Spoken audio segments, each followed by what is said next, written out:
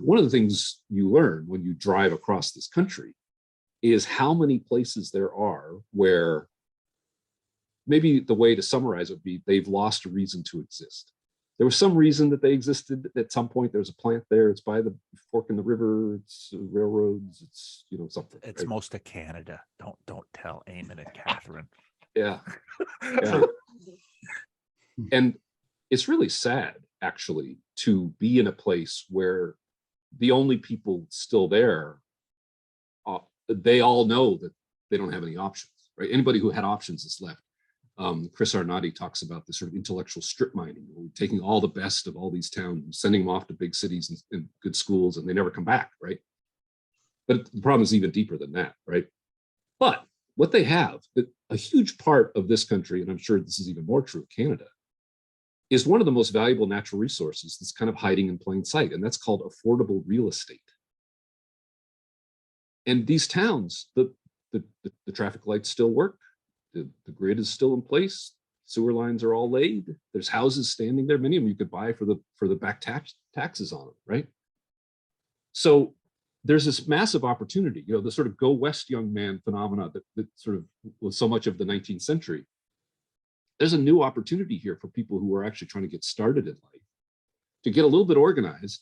If you could just get you and maybe 12 of your friends to just pick a town, go meet with the mayor, if they have one, and say, you know, here's our proposal. And we're going to take up these 2 blocks and we're going to bring it back to life. And we're going to start businesses here. And because of what remote work now makes possible, you can actually earn an income from pretty much anywhere. And particularly if you didn't need that much of an income, you could really do it. I like the term sort of digital homesteading, right? You're recreating the business model of what used to be the family farm, which is this kind of unit of value creation. Well, you can recreate something like that by just going to anywhere that are just begging for people to come, and you could start a life, right? So this is another proposal that would counteract this kind of insidious, pernicious effect of kind of runaway, rampant capitalism. I'm a capitalist. I like capitalism, but I see its excesses. So that's another proposal. I can't wait to hear this one. I'm really looking forward to this. I like your proposal. I think the first problem is, who on earth has 12 friends that would be willing to move somewhere with them? If you could. And then if you go on your own, you're like, oh, I'm in this small town with nothing to do and nobody here I want to be friends with because they're not like me at all. And you stick around for 2 years, then you move away again. I've seen this. You just described a business opportunity. What about an organization that connects these people and helps them find where something's already gotten started? You know, there's only 4 people, but I keep describing business opportunities. I'm so good at this.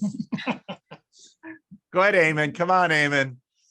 Because well, I find this interesting because those were 2 similar things to what I was hoping to talk about as well. Where we live in Northern Ontario, it's a lot of towns that were sustained by pulp and paper mills and by mines, but mostly pulp and paper. And with a lot of the green agenda down in Southern Ontario, it just put the price of electricity just through the roof. So what was a huge advantage, because we have a lot of hydroelectric dams because we have tons of water, became a negative because it's all centrally controlled, right? That aside, despite these towns shrinking,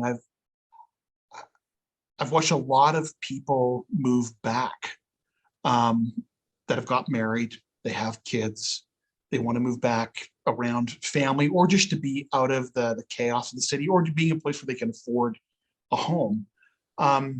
Additionally, all of the plumbers are retiring, the electricians are retiring. So there's actually a lot of need, a ton of economic opportunity. And all you have to do is just, if you move there, you're going to be insanely busy. I mean, I find that as a psychologist, you know, there's just no other psychologists around. A lot of psychologists want to be in cities. They want to, you know, live that life. I'm not about that. And I have more work than I could ever get to. And then, you know, the more that I get embedded into the communities that I'm working in, the more that I become a part of the fabric of that community, the more that there's meaning in being there. And it's really rich. And I see lots of opportunity in these small towns for men who are looking for the ability to own a home, to have a career that's going to bring them a respectable living and make them much more marriageable material. And those opportunities are just waiting. No matter how bad the economy gets, people need an electrician to come in. They need somebody who can fix up their house. There's a lot of practical skills that you won't get at university, but you'll get at trade school or college. That there's a lot of work in the physical world that's being neglected, and for people who can see it, there's a lot of opportunity. The other thing I was going to mention is interesting. You bring this up. There is a group of families that have immigrated from India to Northern Ontario, and they're doing really well because they stick together as extended family. So what's actually happened is they're buying up more and more businesses as there's nobody to hand off the family business to.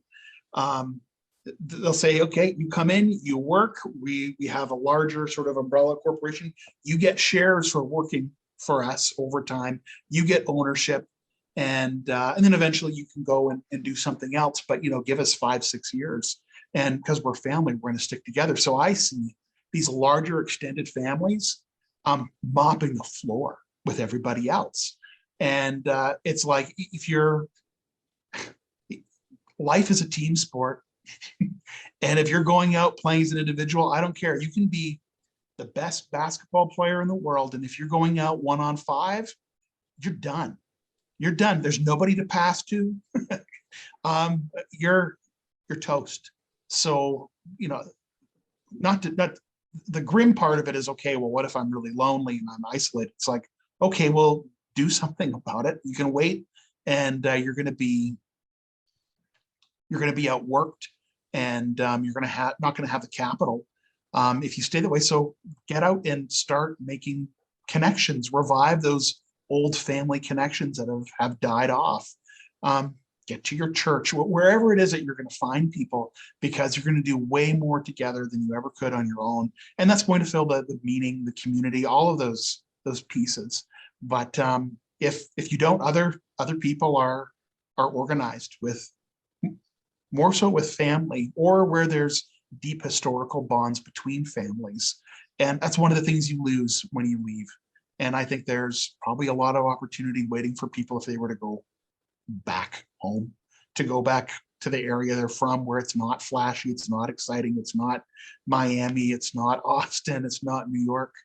And there's a good life there potentially. And that's not everywhere. Some places are dead and they're gonna die. They've already flatlined. But there's a lot of places that haven't yet, and there's opportunity. And so yeah, Rod, I'm all for it, and am seeing this play out where we live geographically. And I think it's a big answer to some of the difficulties that we're talking about here.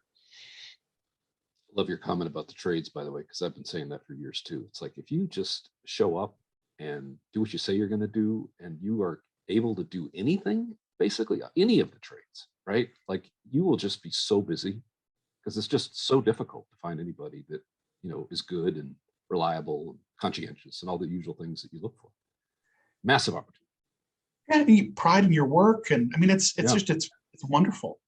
There's young men that, you know, I see as clients, and they move in that direction, and, you know, their lives, they're far better off than they were looking to go back to university even. You know, it's like, no, get practical skills, and you know, these other things, other opportunities will find you out if you do that.